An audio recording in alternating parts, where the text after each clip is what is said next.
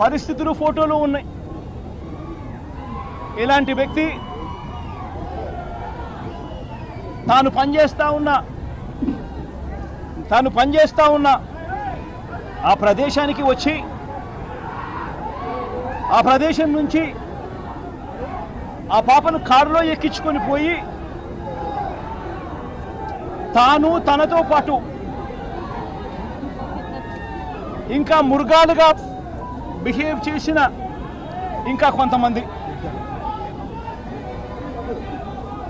అతి దారుణంగా నా చెల్లెల్ని అబ్యూస్ చేయడమే కాకుండా బాడీ నిండా కూడా కందిపోయిన మార్క్స్ కనిపిస్తూ ఉన్నాయి. ఫిజికల్గా అబ్యూస్ చేయడమే కాకుండా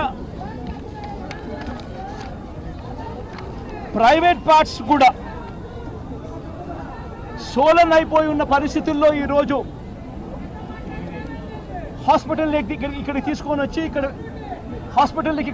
వచ్చి పడేసి ఆ తర్వాత కుటుంబ సభ్యులు వచ్చేసరికి జారుకున్నారు. హైమన్ రప్చర్ అండ్ టేర్ తో పాటు బ్లీడింగ్ కూడా, ప్రైవేట్ పార్ట్స్ సోలన్ కూడా, హైమన్ 6 o'clock దగ్గర టేరు. అంటే ఫిజికల్గా అబ్యూస్ చేయడమే కాకుండా సెక్షువల్గా కూడా అబ్యూస్ చేసి హాస్పిటల్లో పడేసి వీళ్ళు వచ్చేసరికి జారుకోవడం జరిగింది. కళ్ళ ముందర ఇది కనిపిస్తూ ఉంది.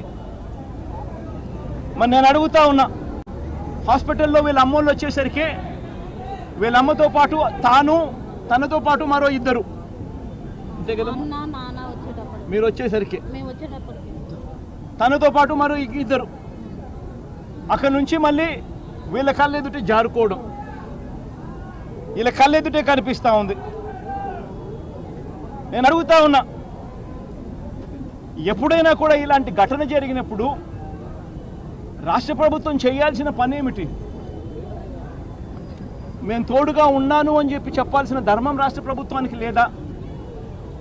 తప్పు చేసిన వాడు ఎవడైనా కూడా, ఎలాంటి వాడైనా కానీ చట్టానికి అతీతుడు కాదు, ఖచ్చితంగా తనకు కూడా శిక్ష పడుతుంది అని భరోసా బాధితులకు ఇవ్వాల్సిన బాధ్యత ప్రభుత్వం మీద లేదా? కళ్ళ ఎదుటే ఇది కనిపిస్తూ ఉన్నప్పుడు ఎందుకో ఈ విషయాలన్నీ కూడా దాచిపెట్టే కార్యక్రమం చేస్తూ ఉన్నారు.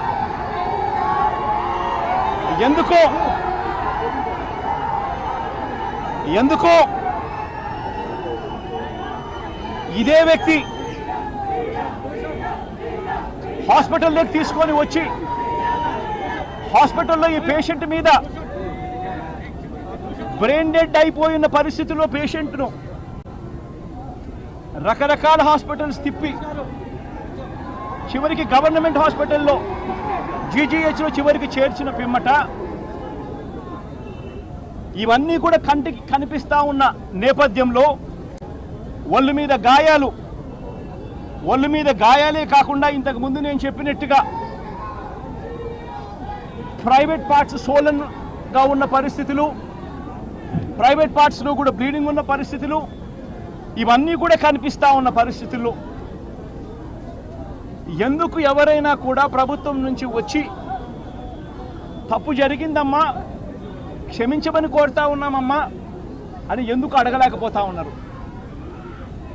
ఎందుకు వాళ్లకు అన్ని రకాలుగా ఆదుకుంటూ మంచి కాంపెన్సేషన్ ప్యాకేజీ ఇచ్చి ఎందుకు తోడుగా నిలబడలేకపోతా ఉన్నారు? కేవలం తెలుగుదేశం పార్టీకి సంబంధించిన వాడు ఈ పని చేస్తే నిస్సిగ్గుగా ఆ వ్యక్తిని కాపాడుకుంటూ వచ్చే కార్యక్రమం చేయడానికి ప్రభుత్వం ముందుకు రావడం, అడుగులు వేయడం కన్నా హేయమైన పని ఏదైనా ఉంటుందని అడుగుతా ఉన్నా. నా పక్కనే ఆ పాప తల్లి ఉంది, నా పక్కనే వాళ్ళ చెల్లెలుండి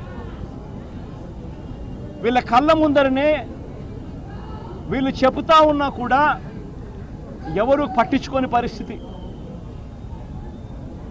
నేను వస్తున్నాను అని చెప్పి తెలిసినాక ఎవరైనా ఇక్కడికి వచ్చారా అని అడిగితే నేను వస్తున్నాను అని చెప్పి తెలిసిన తర్వాత ఆలపాటి రాజా అనే వ్యక్తి వచ్చినాడట. నేను వస్తున్నానని తెలిసిన తర్వాత, అంతకుముందు ఎవరు రాలా. తెనాలికి సంబంధించిన సాక్షాత్తు ఎమ్మెల్యే మంత్రి కనీసం చూడడానికి కూడా రాలా. హోంమంత్రి కానీ ఇంకొకరు కానీ కనీసం స్పందించిన పరిస్థితులు లేవు. పైగా చేసినవాడు